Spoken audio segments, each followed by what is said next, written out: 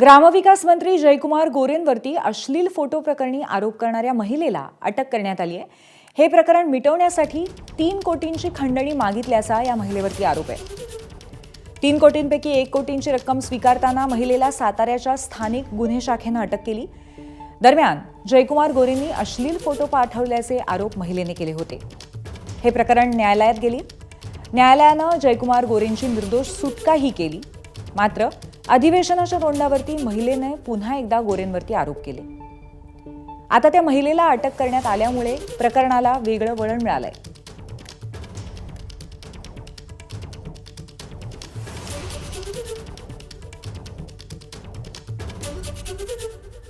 या संदर्भात ठाकरेंच्या शिवसेनेचे खासदार संजय राऊत आणि शरद पवारांच्या राष्ट्रवादीचे आमदार रोहित पवार यांनी काय प्रतिक्रिया दिली आहेत आपण पाहूया।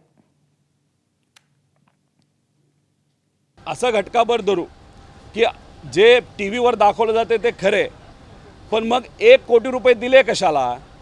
मग त्या त्याच्या महिलेकडे काय होतं असं की त्यासाठी तुम्हाला पैसा द्यावा लागला? काहीच पुरावा नसेल तर दुर्लक्ष करून जे काय योग्य पद्धत आहे, अधिवेशन असू द्या नाही तर पोलीस प्रशासन, या पद्धतीने जे काय करता आलं असतं ते तुम्हाला करता आलं असतं। ती महिला आणि त्यांनी कुठेतरी एक करार त्या ठिकाणी केला होता की त्या महिलेला कोणी त्रास देणार नाही।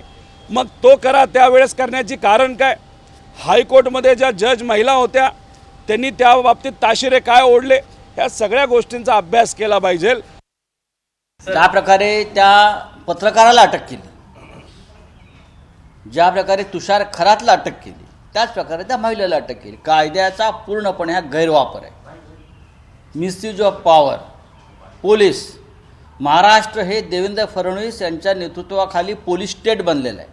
पोलीस काही करतात आणि पोलिसांना कोणते आदेश दिले जातात। एबीपी माझा, उघडा डोळे बघा नीट।